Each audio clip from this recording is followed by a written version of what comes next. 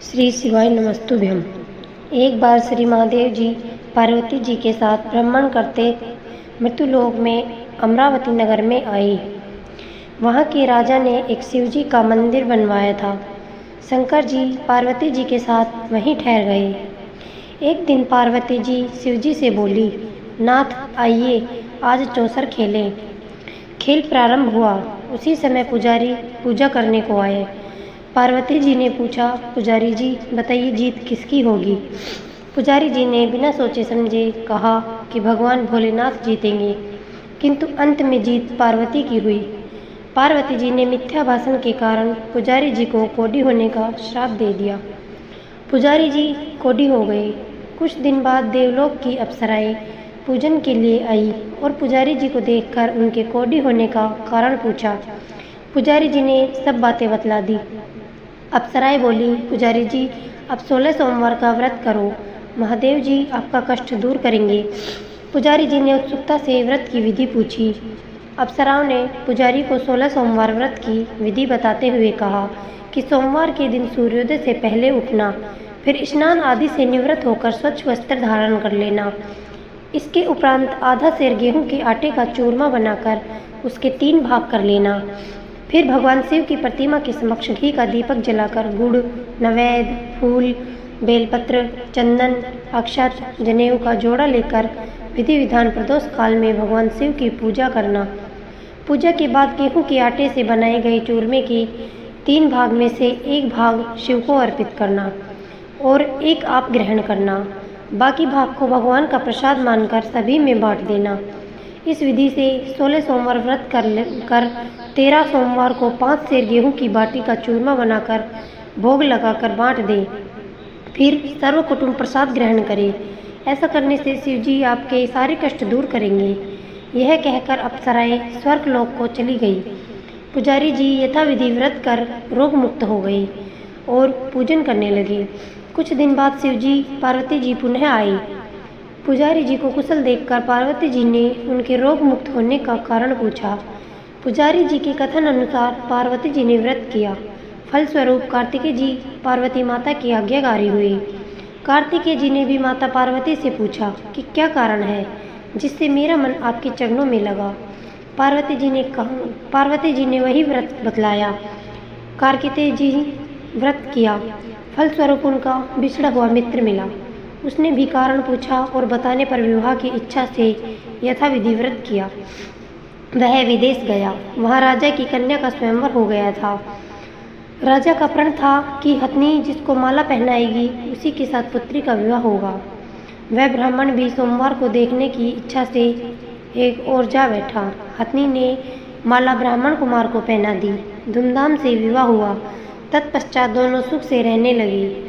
एक दिन राजकन्या ने पूछा कि आपने कौन सा पुण्य किया जिससे राजकुमारों को छोड़ हथनी ने आपको चुना।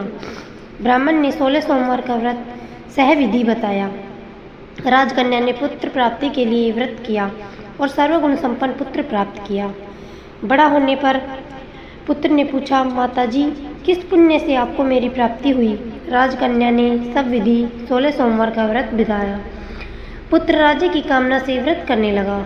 उसी समय दूसरे राज्य के राजा के दूतों ने आकर उसे अपनी राजकुमारी के लिए चुना। आनंद से विवाह संपन्न हुआ। राजा के दिवंगत होने पर ब्राह्मण कुमार को राजगद्दी मिली। वह इस व्रत को करता रहा। एक दिन पत्नी अपने पति को पूजा सामग्री शिवालय में ले जाने को कहा, परंतु उसने दासियों द्वारा भिजवा दी। जब राजा ने पूजन समाप्त किया तो आकाशवाणी हुई, इस पत्नी को निकाल दे, नहीं तो तेरा सत्यानाश कर देगी। प्रभु की आज्ञा मान उसने रानी को निकाल दिया। रानी भाग्य को कोसते हुए नगर में एक बुढ़िया के पास आई। उसका हाल देखकर बुढ़िया ने उसके सिर पर सूत की पोटली रख बाजार भेजा। रास्ते में आंधी आई, पोटली उड़ गई। बुढ़िया ने उसे फटकार कर भगा दिया। वहाँ से तेली के यहाँ पहुँची तो सब बर्तन चटक गए। तेली ने भी निकाल दिया। पानी पीने नदी पहुँची तो नदी सूख गई। सरोवर पहुँची तो हाथ का स्पर्श होते ही जल में कीड़े पड़ गए। उसी जल को पी आराम के लिए जिस पेड़ के नीचे जाती वह सूख जाता।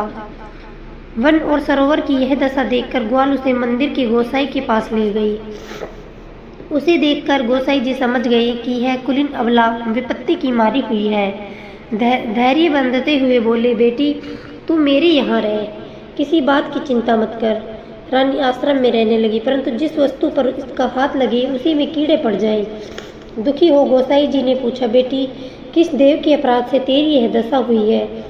पुजारी जी की बात सुनकर रानी ने सारी घटना बता दी। गोसाई जी बोले, बेटी तुम 16 सोमवार व्रत करो। रानी ने सहज विधि व्रत पूरा किया।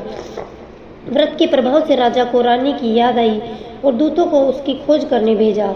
आश्रम में रानी को देखकर दूतों ने राजा को रानी का पता बताया। राजा ने जाकर गोसाई जी से कहा, महाराज यह मेरी पत्नी है। शिवजी के रुष्ट होने से मैंने इसका परित्याग किया था।